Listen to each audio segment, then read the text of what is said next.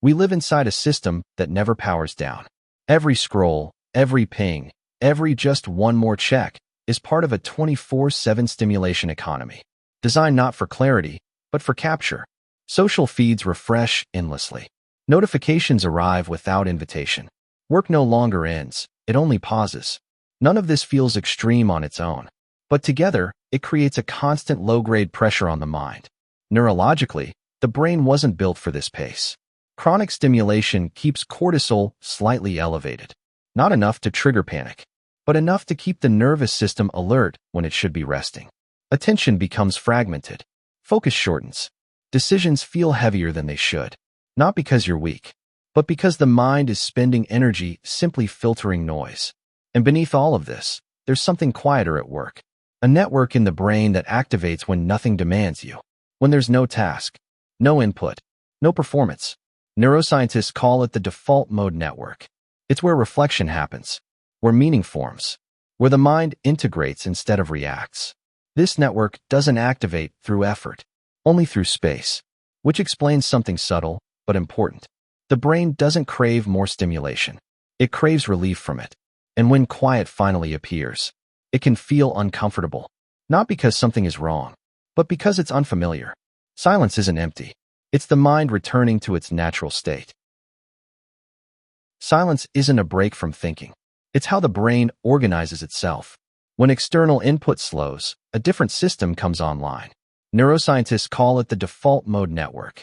This network activates when you're not chasing a task, when attention turns inward, when the mind is allowed to wander without demand. It's responsible for self-reflection, for stitching together memories, for the quiet creativity that doesn't arrive on command. In a sense, it's the brain's defragment process, sorting what's been scattered by constant activity into something coherent again. Silence also changes the brain over time. Through neuroplasticity, repeated exposure to stillness teaches the nervous system that calm is safe, not as an idea, but as a learned state. The brain begins to rewire, favoring steadier attention, lower baseline stress, and a quicker return to balance after disruption. And as the noise recedes, something subtle happens. Neural chatter decreases. Competing signals quiet down. The mind stops shouting over itself. What remains is clarity, not forced focus, not strained concentration, just a cleaner signal. This is why insight often arrives in silence. Why answers appear in the shower, on a walk, or in moments where nothing is being consumed. Stillness doesn't add anything to the mind. It removes interference. And what's left is the mind working as it was meant to. Constant stimulation doesn't just occupy the mind. It subtly reshapes it. When the nervous system is kept slightly alert all day, anxiety doesn't arrive as panic.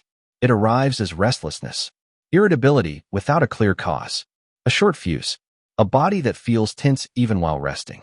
Over time, this low-grade activation spills into the physical. Sleep becomes lighter. Recovery slows. The body forgets what fully off feels like. There's another cost that's easier to miss. Deep thinking requires disengagement. Problem-solving needs space for ideas to collide, settle, and recombine. But when attention is never released, when silence is filled the moment it appears, those deeper layers never get time to surface. We mistake constant input for productivity, while quietly losing our capacity for insight. And perhaps the most overlooked loss is connection. Without internal quiet, we stop hearing ourselves clearly. Thoughts blur together. Emotions go unnamed. The inner signal weakens. And when we're disconnected from our own inner life, our presence with others thins too. Conversations become exchanges, not encounters. Listening turns into waiting to respond. Not because we don't care, but because the mind is already full. Silence isn't a luxury we've lost. It's a capacity that's been crowded out. And without it, we're busy, but not deeply engaged with anything at all. Stillness doesn't require withdrawal from life. It requires a different relationship with attention. Meditation is one doorway, but it's not the only one. Stillness can begin while walking, not to arrive anywhere, but to feel the rhythm of movement without narration. It can appear in intentional disengagement, leaving the phone behind for a short errand, allowing a few minutes without input, resisting the urge to fill every gap. These aren't escapes. They're pauses that remind the nervous system. It doesn't need to be on guard. Over time, these pauses become quiet zones. Small, protected spaces in the day. A moment before opening an app. The first sip of coffee without distraction. A brief sit after finishing a task. Before starting the next. They're short, almost invisible, but they accumulate. And within them, the mind begins to recognize the texture of calm again. There's also a quieter form of stillness. That doesn't look like rest at all. Single tasking. Giving full attention to one thing. One page, one sentence, one conversation. Until it's complete. Not rushing. Not splitting awareness. This kind of focus reduces internal noise. Because the mind no longer competes with itself. It's active, grounded, surprisingly restorative. Stillness, then, isn't something you add to life. It's something you protect. A sanctuary that isn't built in isolation, but woven into ordinary moments. And once it's there, clarity doesn't need to be chased. It arrives on its own. When the mind is given regular rest, it doesn't slow down. It sharpens. Creativity begins to surface without force. Ideas connect across distance. Problems that felt dense start to loosen on their own. Not because you tried harder, but because the mind finally had room to work. Mental rest also changes how we respond. Emotional regulation improves, not through control, but through clarity. When the nervous system isn't overloaded, reactions soften, perspective widens. The gap between stimulus and response grows. And in that space, choice returns. There's also a quieter benefit few talk about. Memory. Stillness strengthens recall. Because learning doesn't happen in the moment of input. It happens in the moments after.